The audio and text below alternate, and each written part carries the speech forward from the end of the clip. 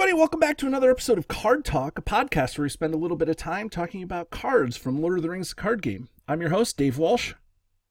And I'm Grant Thompson, just along for the ride. And today we are excited. No, we're ecstatic. I think ecstatic is the word. I'm flattered. Yeah, to have with us Ted Banach. Now, Ted, Hello, who probably Card Talk and Internet.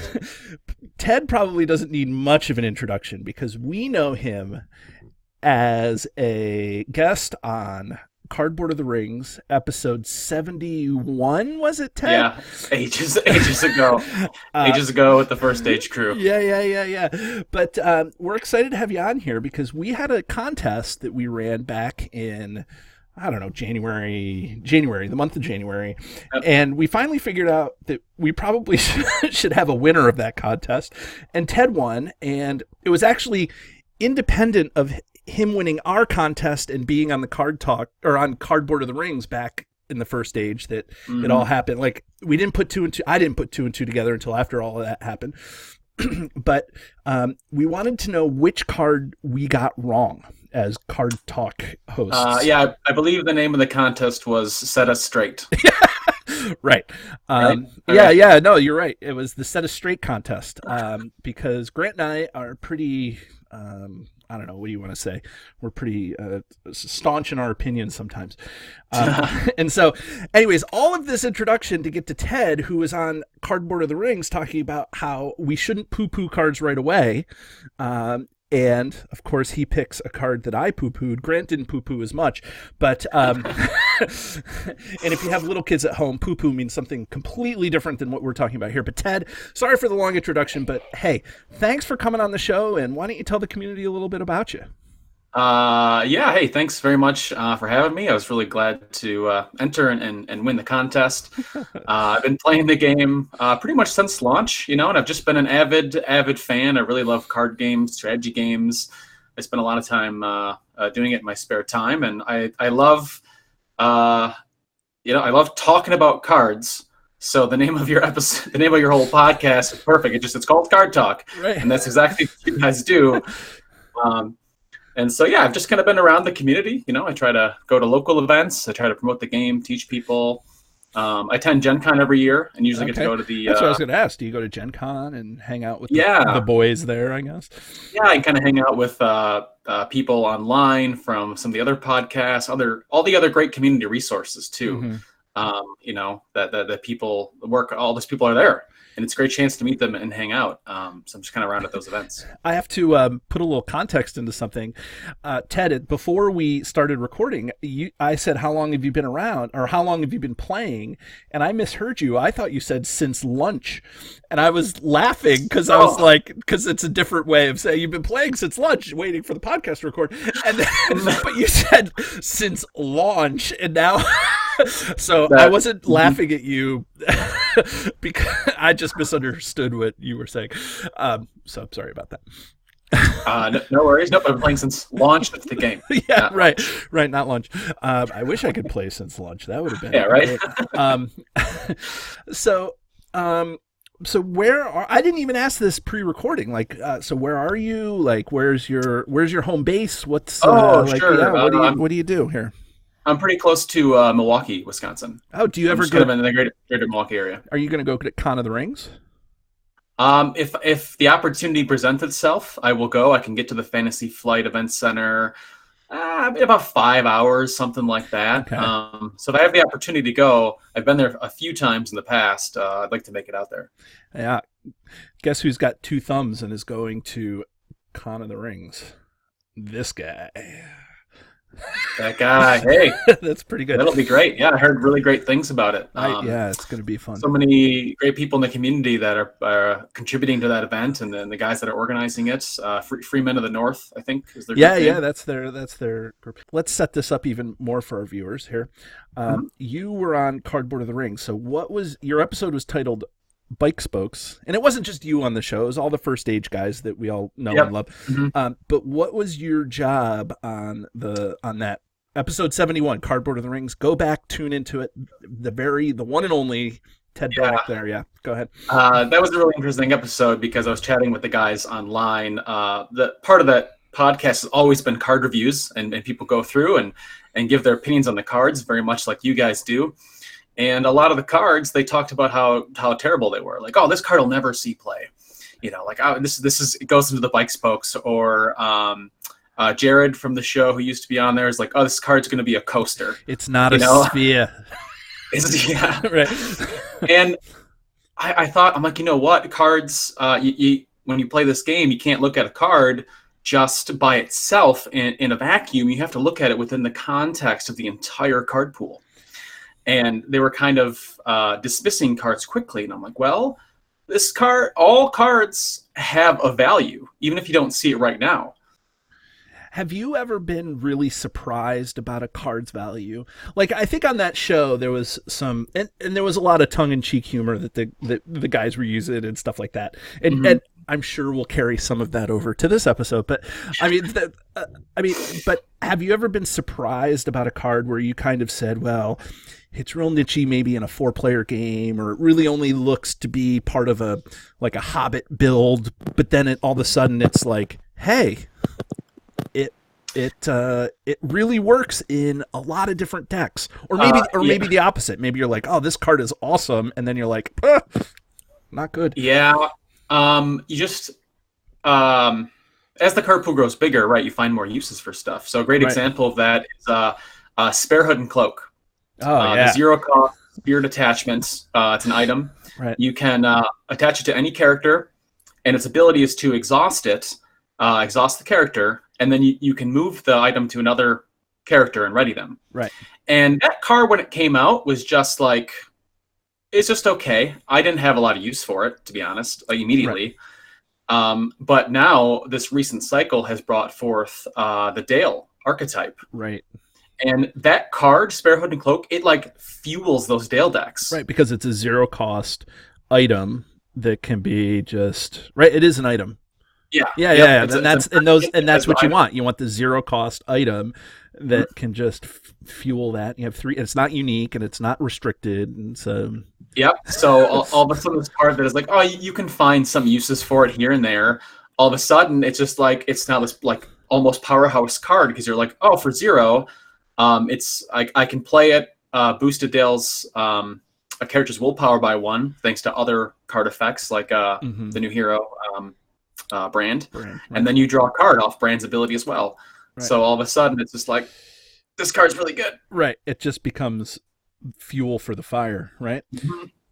Well, I mean, we could sit here and reminisce and talk about a lot of these cards anyways, but we are about the reason I came on the show, right? The reason.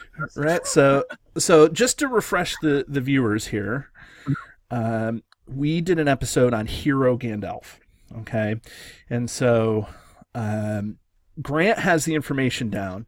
But Grant, what was our general conclusion about Hero Gandalf? Well, you rated him overall rubbish, and I rated him somewhere in the middle. Can you quantify rubbish in the middle? 6. Okay, I think I said an 8. Of Is that what you said? Yeah, you said 8. I said 6. So you basically overrode him and said he was gone. Okay, and your scale of rating system is 1 is good and 10 is poor. Correct. Essentially, right. So we have a highly scientific yet arbitrary scale where where 1 is the one card to rule them all, and 10 is the trash pin or bike spokes, as you so well know, and things like that. So Ted, what card did you choose to tell us that we got it wrong and to correct us on? So yep. Your entry form had a place to list the episode and the card, and the episode was on Hero Gandalf. And I heard you guys' episode. I thought you had a lot of really, really great points about it, but I think they're just missing how powerful. Like, he's freaking Gandalf. Like, come on, he is freaking Gandalf, right? Freaking Gandalf, right. And it's his hero version. And so I thought I'd fill out the form and set you guys straight on Hero Gandalf. Yeah, let's set us straight. So So give us the stats, even though for everybody it's going to be right over here on the I guess the right hand side of the screen. But read down what the card does to remind our audience here. Yeah, absolutely. So Gandalf is a neutral sphere hero. He has a threat cost of 14. He has 3 willpower, 3 attack, 3 defense, and 5 hit points. He has the traits Astari, and his ability reads: you play with the top card of your deck face up, and once per phase, you may play the top card of your deck as if it was in your hands. And Gandalf is considered to have the printed matching sphere of that card. Right. So that's key. Also, we didn't talk much about it in our original episode, but that printed word is also real nice because there's a couple of cards that trigger off of printed sphere icons and not just precisely lore heroes and things like that. So, so let's just real quick go around the table. So I will remind everybody kind of what I said, and then Grant, you can chime in with what you said, and then we'll toss it back to Ted, and then he can start yelling at us, and then we'll yell back. And I'll set you straight. Right, he'll set us straight. Right, and well, so to be fair, I don't remember jack about what I said. Okay, well then it's a whole new episode for you, Grant. Yep. And so what I think that I was saying is that I really like playing with your top card of your deck turned over because it gives you, in essence, another card in your hand that you can play. And you can do that once per phase, which, again, is super powerful. I think and he's got a lot of toys. He's got Shadowfax, and he's got even more toys now than I think than when our episode came out. Maybe not. But, there's the Wizard Pipe and Shadowfax and a staff and, like, all these things that are specific just to Gandalf that make him even awesomer. Is that more awesome? Right. Yeah, right. And really make him beefy. But it's that 14 threat cost, and it's, I think that, and I'm gonna lay one on you, Ted, that I don't think you're ready for. That wasn't part of that episode, but I'm sure that you're ready to hear it. The one that I'll say is that, and to borrow from Cardboard of the Rings, they're so iconic. You end up being Gandalf guy when you bring Gandalf hero. So you eliminate the possibility in multiplayer of other people having Gandalf in their deck, which is tough playing multiplayer. But solo, I think he does a good job, especially in like a dwarven mining deck with Spirit dying out now and things like that. And that's how I use him. But I typically don't use him in other decks. So I kind of called him niche-y, not meaning like niche-y, but if you're going to use his ability to the best that it can be used, maybe the dwarven mining mechanic is where you want to use it.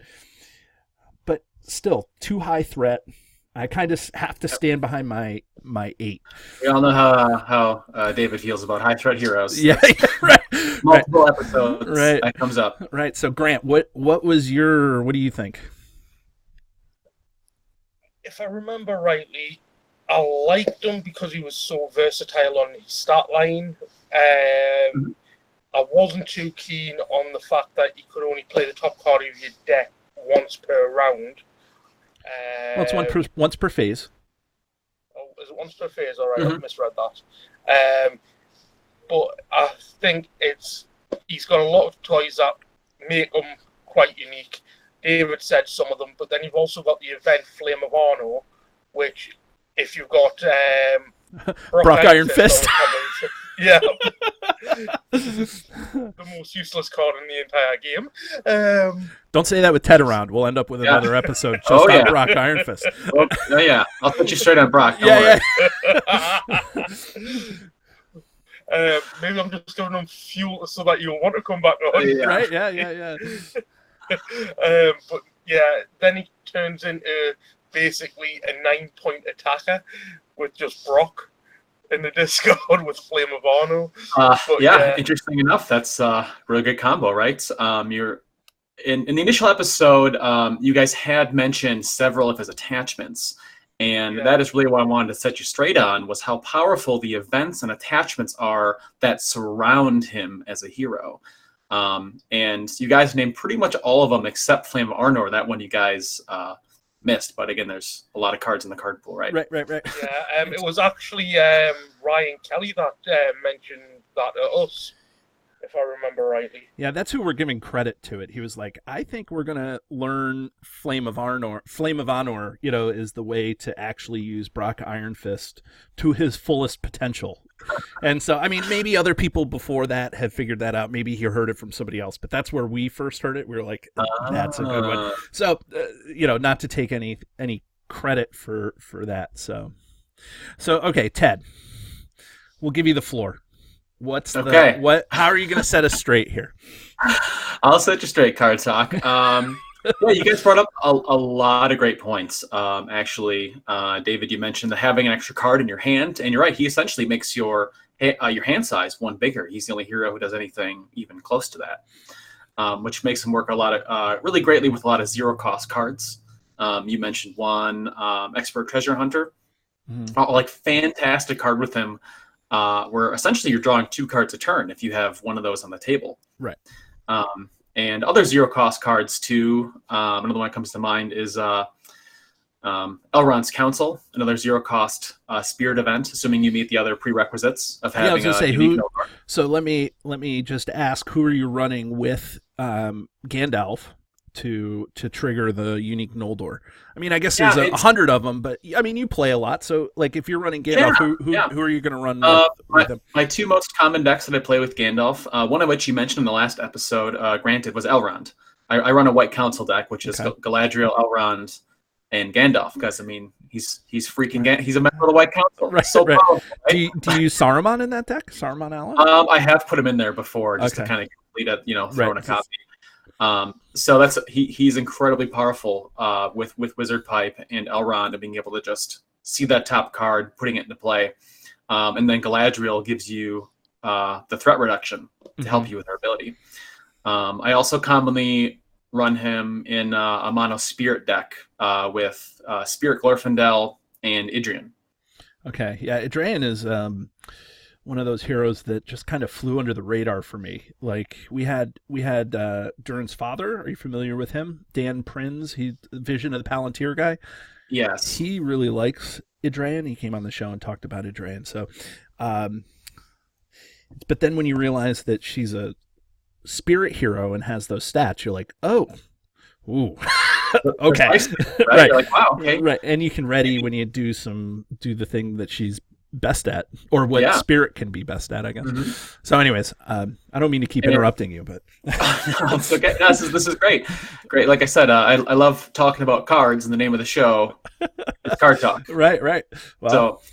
So you guys brought up a lot of really great points. So some things that make him really powerful, his staff too. And you guys mentioned the staff, but you never really talked about its effects, and its effects are so powerful, right? It's cancels a shadow. It discards a shadow card. It's a 2-cost neutral. Attachment. Who's going to read it? Yep. Ted or Grant? Grant, you read it. Grant? Okay. Yeah. Okay, it's a 2-cost attachment. Draw a card, discard a shadow card, or add a resource. Right. To a hero's resource pool. To a hero's resource pool? To a hero's resource pool. So if you're playing 4-player, you get to make up for being Gandalf guy by giving somebody a resource and making them feel better. Yeah, it was really funny. I sat down at last Gen Con to play with Chris from Cardboard of the Rings, and he had brought this new deck archetype that he was like trying out. He's like, oh, I got this, really, really great deck. And every single turn, I was giving him the card draw from Galadriel and the threat reduction, and I was letting him draw a card I was just letting him draw 2 cards a turn through my hero's abilities and attachments because he was trying to get his deck to work. Right. Which it did eventually. It was really fun to see. Right. He only had to draw 7 cards from your deck's abilities. Right. Yeah, exactly. But that's the kind of power that staff wields. Discarding a shadow card from it's from a non-unique enemy, I believe. Right. That's incredibly powerful. Yeah, non-unique. And playing solo, I have found that Gandalf's staff is very powerful just for that shadow, like just preventing that shadow, because it's not even like discard it and then replace it, or turn it over and cancel it. You can just get rid of it completely and be done with it. Yeah, and if you happen to not face any enemies during the round, it's so versatile where you're like, I can draw a card, I can get a resource. It also helps smooth over something Grant had brought up in the original episode, where Grant, you mentioned you can't play things out of your hand with him unless it's neutral, and that certainly is one of his cons, I guess. But his staff helps make up for that, because you can give a resource to another hero, and then you get that resource back, right? Essentially. And the wizard pipe also kind of mitigates that, where you can take a card in your hand and you can switch it with the card that's face up. So that's always, that's also something you can do. If you have a neutral card in your hand, you can put that on the top of your deck and pull up the one, or vice versa, however you need to do it in order to get them to run. Yeah. Other great. There's so many attachments. That's what makes them really powerful. Right. Other really great. Now, let me challenge you on one thing, okay? Because I'm going to preface this by saying I get it. Like, Shadowfax goes on Gandalf only. Gandalf's staff goes on Gandalf only. It's not even Istari characters. I think it says attached to Gandalf. Wizard Pipe is Istari, so the new hero in the next AP, that he can get Wizard Pipe. But Radagast. Radagast, right? He'll have the same keyword, right? So, but what I will say is something that I hear a lot is that, give me a hero and give me 3 attachments on that hero, and that hero is going to be awesome no matter what. Like, do you know what I'm saying? Like, okay, Spirit Dying, love him or hate him, you put 2 unexpected courages on him and a Dwaro Delphax on him. You're going to love him no matter what. You know what I'm saying? True. So, so how do you get over that that hump of saying, well, if I'm going to play this hero, I need to make sure that I have the 3 attachments. I get it. Trust me, he's the best there's no other hero in the game that is 3/3/3. And rightly so. I think that Gandalf should be that powerful in terms of stats. He's 3/3/3 with 5 hit points, which is amazing, But how do you get over that whole, like, in order to make him awesome and to do the things that I want to do, I need to dig through my deck and find these 4 cards to make him awesome? Another really great card. That's what you get for coming on this show. Is Word of Command. Word of Command is a card from the first cycle. It's a 1-cost spirit. A lore event. You have to exhaust an Istari character to do it, so you'd be exhausting your hero. But for 1 cost and exhausting Gandalf, you can search your deck for any card you want. Any card that your heart desires, you can have via Gandalf. Right. Is there a side quest that? No, there's not. There's not. There is. There's not a. I thought it was specifically ally. No, so, help me out. Is there a side quest that looks for attachments? Gather information. Yep. Gather information allows you to pull a card from your deck, whether it be attachment, event, or ally. Okay. And is it from your deck, or is it from any? Is it from your deck? Okay, so it's not the top 10 cards. Like, there's no chance of whiffing with gather information. No, 0. Okay. So there's a couple of ways to mitigate. Unless you've got an empty deck, there's no chance of whiffing. Right. I guess that's true. That's a good point. You could have dwarf mined your deck into nothing, and then you can't search for anything.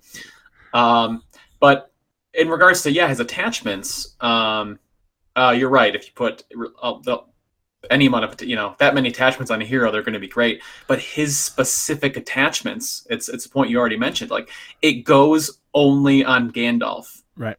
That's how good it is. Right. And that's how much it changes. I think from a game design point of view, I think that they almost had to do that, because you can't have a staff that gets rid of a shadow card all the time. You just can't have like Aragorn's staff get rid of a shadow card. Like not that Aragorn had a staff, but but you just can't thematically have cards that just turn the game into a math game. You have to have, if you're gonna run the staff, if that's the reason why you want to have the staff in your deck, then you have to have Gandalf as the hero. It's almost like reverse logic in that sort of thing. Yeah. Yeah, he's definitely one of those heroes for sure that when you decide to play the hero, you get kind of that hero's like utility belt. Their toolbox full of cards. Right. And that happens with plenty of heroes in the game. Like if you decide to run Baragond, either version, you're probably going to have a Gondor shield. Red shield, Gondor, Gondorian fire, like all the a million of those. You're like, well, I'm gonna you're going to have those cards that suit that hero. And there's a lot of heroes like that, and that's just kind of the way it is. What else you got for me? I got some questions I want to ask you, but I want to make sure you have your due time here in the spotlight. I think just the last point I'll touch on to set you guys straight is that since he gets the printed icon when you play a card, he also can be used, like I said, in a monosphere deck, and then he has access to those cards that are only for certain sphere heroes. The top three that come to mind are Spear of the Citadel, one of which you mentioned already was Silver Lamp, which goes on a spirit hero, and then which combos incredibly well with his staff, mind you. It's an insane combo because Spirit Lamp is the 2-cost spirit attachment that lets you, when shadow cards are dealt, you get to see them face up. Right. So you can see what shadow cards are dealt face up and then systematically destroy them with Gandalf's staff. Right.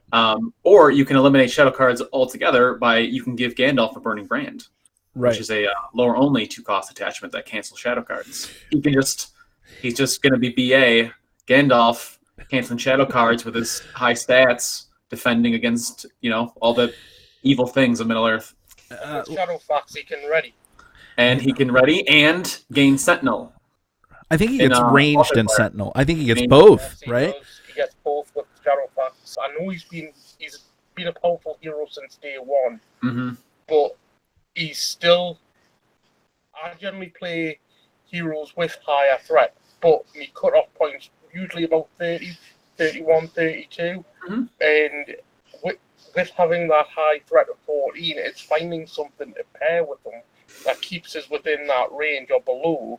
And it was always a challenge on that alone, and then getting all these toys, as we'll say, to put on them. And yes, it makes a good deck, but then I found it got a little bit monotonous at times, going through quest after quest, using the same tactics to win the quest. So I think he's a great hero, but he can be restricting at the same time. I really like what you just said there. Maybe this is a beef that I didn't know I had until you just said it. Okay, so great, thanks. Yeah. Add to the list. Right. So here's the thing,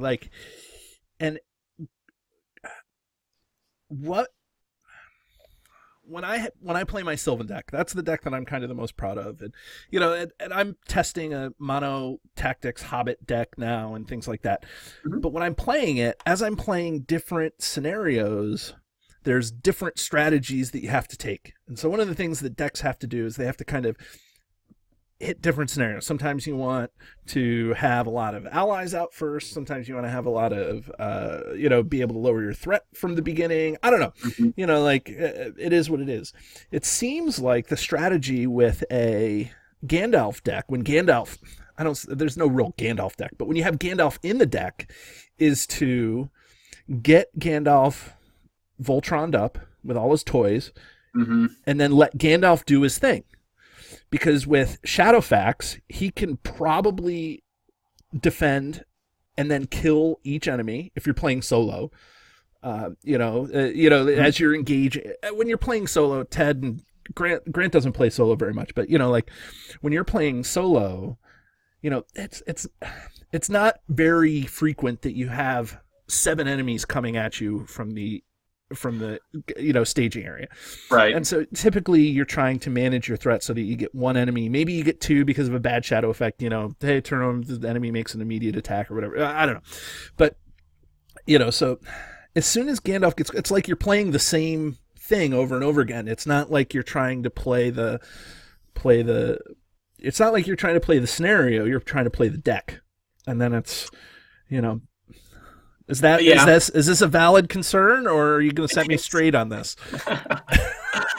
Nope, that's a valid concern. I understand. Where you're coming from with that, and I think that's just kind of. I mean, your deck is always going to be built though for your heroes. No matter what. If you got unique Noldor characters and you have access to Spirit, you're going to run Light of Valinor, whether that goes on Elrond, Arwen, either version of Glorfindel. Put Elfriend onto Gandalf, and then put Light of Valinor onto Gandalf. That's what you do. I haven't done that one, but same thing. Sounds like a recipe for trouble. I found that in the Dwarven Mining deck where I have Gandalf in it, I found that the Ring of Barahir is kind of a really neat, fun card because all of a sudden, you get what do you get? Resources for every artifact. You get hit point, right? You get hit points for every artifact, and then just innately you have the ring is an artifact, and then I think his staff is an artifact, and then Narya is an artifact which can go on. Narya can go on Gandalf, right? Whatever it is, but the point is that you get all these artifacts, and all of a sudden Gandalf has 10 hit points, and you're not even really trying. So that can change the game around a little bit. Mm-hmm. Yeah, there's a lot of he's really, really versatile. Let me flip the tables on you. What deck doesn't Gandalf go in? Okay, I get it. It's everybody's screaming at their screen. Secrecy. He doesn't go in a secrecy deck. Okay, great. Well, okay. I haven't tried it, but if you do Gandalf and Hero Spirit, I was thinking of Mary. Mary's the one who you can exhaust, who reduces your threat when an enemy gets revealed from the deck. Yeah, so you start at 20, you start in Secrecy, and then you continually reduce your threat with Mary. And then with Gandalf, you're not tied to cards of one sphere because you don't just have a lore and a spirit hero. You have Gandalf, who's multi. He wears like a rainbow coat. That's what I want to know. What doesn't go with Gandalf? And that's my whole point. Is I can't think of a thing because you could conceivably put him in a Secrecy deck. He could fit into the dwarf archetype. He could fit into. I think the dwarf archetype is the one where he fits most comfortably into. Mm-hmm. I think that because he likes exploiting the dwarves. Right, mm-hmm. He's using the Flame of Arnar to throw Brock at the Balrog. I think it's great. Right, it's like, okay, here you go, woo, and Brock goes flying. No, he can't be this versatile. He can't be Ted. He cannot be. I need to set you straight. He can't be this versatile. What the heck? Valor. Yeah, he might see a weaker spot. Actually, I brought up the Dale archetype. He maybe doesn't pair as well with the Dale archetype because he's not Dale traded. And you get you have to be Dale traded to get the synergies from the leadership hero version of Brand. And there's no card that grants something the Dale trait, right? Does and, King of Dale do that? No, it just says you have to put it on a Dale character, right? When that archetype, because it just came out, Gandalf at least used to be able to play items from different spheres with his ability, but now with the new I think Bard hero, Bard son of right. Bard, which sphere? So right. That's how people know, though. There's a spirit hero. Right. I think it's Bard, and he lets you play items not matching the resource. Right. And Bard son of Brand and Brand son of Bean. Yeah. So it's Bard son of Brand. Yep. Yep. Right. So he kind of took a little bit of Gandalf's thunder, because now he can do the same thing. He can also, I think, wear items of the printed ability. So he can also wield Burning Brand, not being a lore character, or the Spear of the Citadel, or, well, he's Spirit, so he could have Silver Lamp otherwise. But he took a little bit of that, of Gandalf's thunder there. Huh. I don't know if you're changing my opinion, but wait, let me rephrase. You're not changing my rating, but I think you're changing my opinion. Everybody who comes on, it's like, this is how horrible of a player I am. I'm starting to sound like Brandon in the first age, right? This is how horrible of a player I am. I just, no, but that he's meant to go into a lot of different decks. He's neutral for that reason. Mm-hmm. He was designed really well. Yes, I remember reading the article about his design, and you mentioned his high threat being kind of a pain. You have to play around it, but at the same time, he's the single most powerful hero in the game stat-wise. Right. He has the most stats, and if he was anything less than that, I think people would complain. If he's only 10 threat and he's only got 3 hit points, this is freaking Gandalf. Right. And I think that,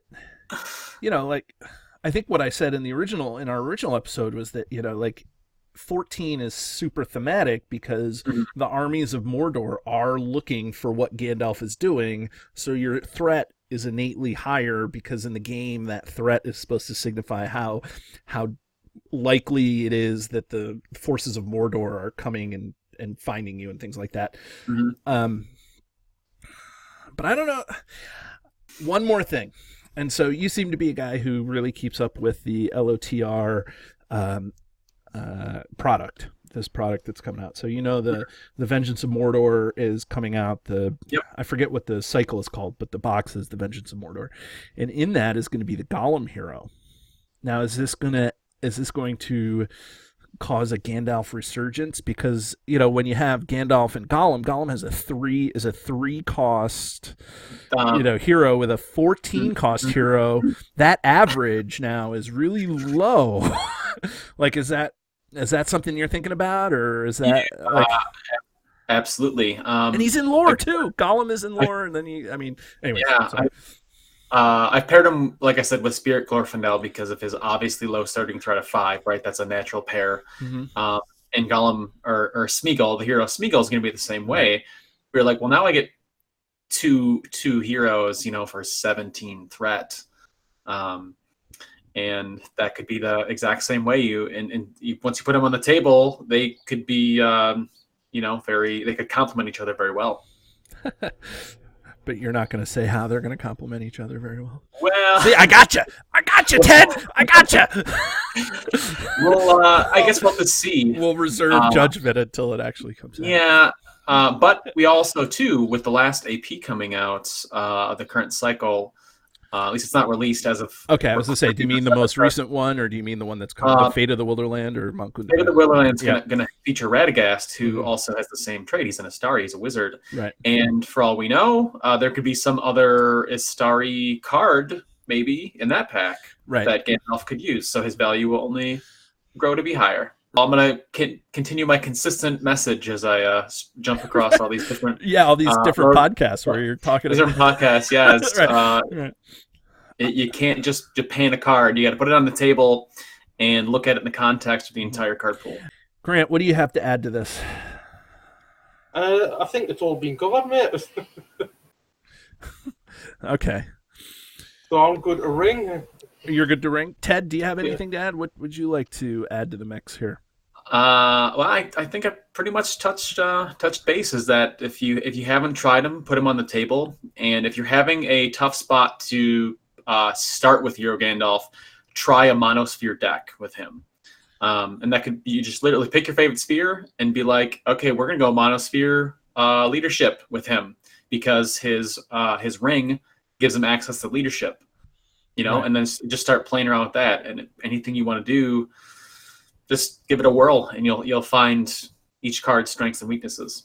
Also, if you're finding trouble building your own deck, have a look on RingsDB or other sites. They generally have some good places to start. I'm sure there's a lot of great decks online too. that feature. That if you want to use a hero, yep, just look up someone else's deck and start there. That's a great point, Grant. Okay, well, since I guess we gave everybody their last gasp, Ted, are you guys gonna re-ring him? Have I set you straight enough for you to re-ring Hero Gandalf? Well, I guess we'll find that out.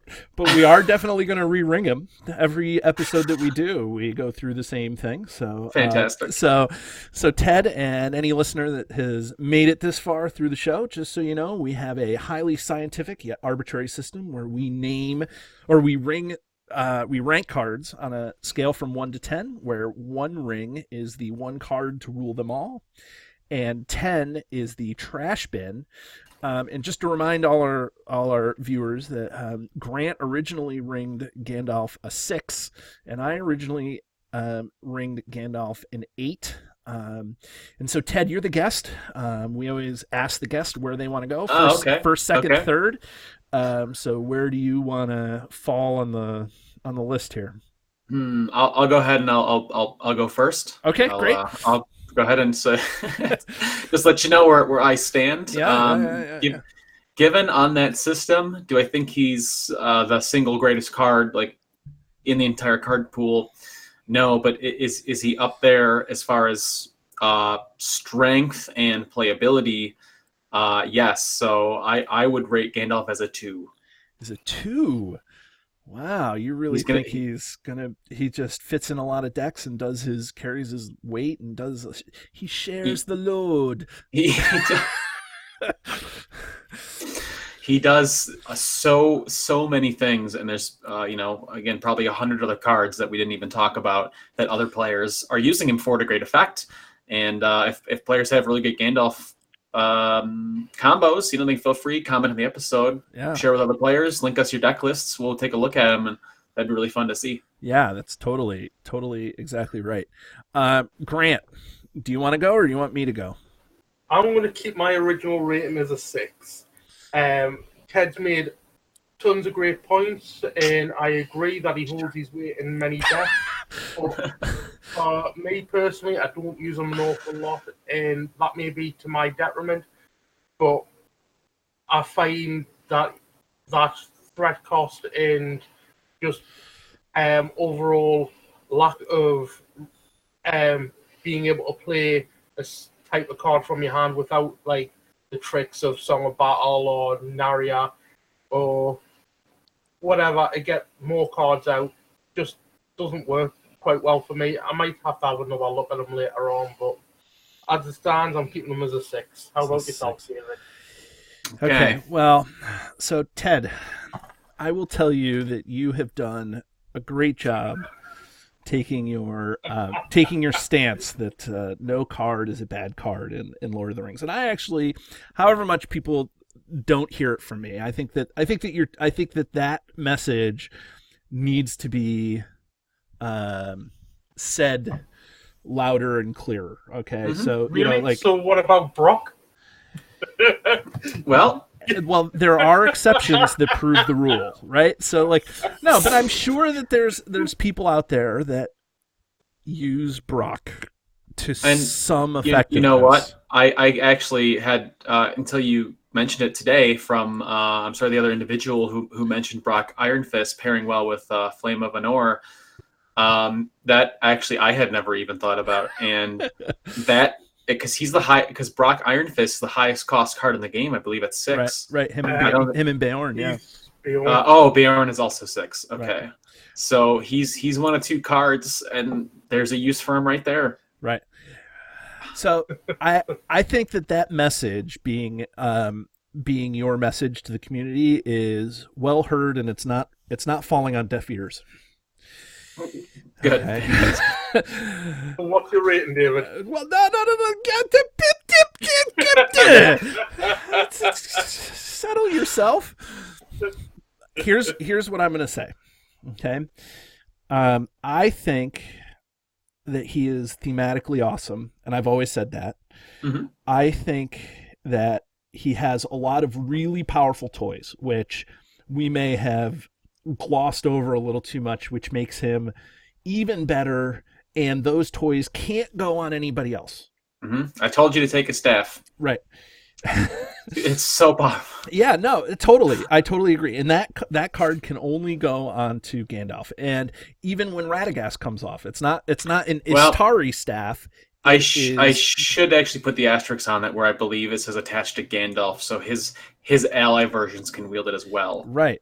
And so where I think that I'm going to have to kind of maybe sort of stick to my guns is that when I'm playing solo, is the ally version the version that I'm going to play with more often than the hero version? And you know what I'm saying? I'm saying that ally version is so great. The core version, you know, that is probably the Gandalf that I am going to go with. And I will soften my rating a little bit. But I'll take it. I'm still not drawn to using him in every type of deck. Although Sure. I will say that I concede that you can probably put him in a lot of different decks because of his ability and things like that. So, you know, I think that for me, it's a less than greater than situation. And so if I'm going to reach for a Gandalf, it's probably going to be the core Gandalf and not the hero version. So I'll concede and I'll go down to a 6 from an 8, because I think that what you have talked me into is at least giving him a try. I may, because of the Mono Tactics Hobbit deck that I've been talking about, I think I may try to run him in there just to see, you know, what he can do. Take out Tom Cotton, put him in, and see what happens. Now the problem is that Mary becomes a little neutered. I don't know. The point is that, you know, I think that you're right in terms of, you know, he can probably fit into more decks than I'm willing to put him into. But I'm also, when I'm reaching for one of those two cards, I'm mostly going to reach for the ally version, especially and multiplayer. That's a fair point. That's the great thing about this game is, I mean, it depends on how much content you own, but since you can pick and choose, you can find out what heroes come in what packs, and you can buy the heroes that you like, and you can just play. There's like 100 heroes to choose from, or something insane, right? Yeah, there's some really high count of player heroes. Right. It's I think we went through it. It was 90. Yeah, so it's actually probably almost exactly 100 now. It's probably 99, and with the release of Mount Gundabad, or with the release of the next AP, Fate of the Wildlands, that'll make it 100. Yeah, so it's really dealer's choice, and if you don't like a particular hero, don't play him. You know, it's like so there you have it, folks. Ted said that Hero Gandalf. I'm going to splice that section together. You have together. to play Hero Gandalf. Yeah, don't take it out of context. I'm just kidding. Just off the top of Hall of Beyond, with including everything that's got a hero trait, there's 122 results. 122. Oh, you got to take out all the. Yeah, if you take out both versions of Bilbo and the 4 versions of Frodo, you just have to take out the Fellowship and the Baggins Sphere heroes, because those are generally heroes. So you're looking at 108 heroes or so. Okay, so more. Yeah, it's somewhere around that mark. So if a hero is, if for some reason you don't like Gandalf or whatever, you know, you can. There's plenty of other heroes to use. Okay. So I won't be heartbroken, but definitely just, you know, if you panned over a card, give it a try first. Yep, thank you, Grant. Give it a try first. Unless it's Hero Gandalf, because Ted said don't play it. Ted, thank you so much. You've been a joy. We really enjoyed having you on the show, and I think we would like to have you back on sometime soon to keep talking about cards, because you just provide a really good insight for the show. So yeah, thank you guys both for having me and selecting me as your winner of the contest. It was fun to come on. And you guys also recently have been on for over a year now. I think you recently had your anniversary. Yeah. So happy anniversary, Card Talk on behalf of the Thanks. community. Hey, thanks a lot. Yep, we did that. So everybody, we have Ted Banach, and any complaints you have, please direct to him. That's Ted Banach at AOL.gmail.org. Okay. Okay, everybody, have a great day. And if you're interested in finding this or any of our back episodes of Card Talk, feel free to search YouTube, where you can find our flagship video episodes with the username Card Talk 2018. Or you can search the RSS feed, cardtalk2018.libsyn.org, for our extended audio versions of our podcast. Or you can find us on Facebook at Card Talk 2018. And if you have any questions for Grant or myself, or for both of us, feel free to email us at cardtalk2018@gmail.com.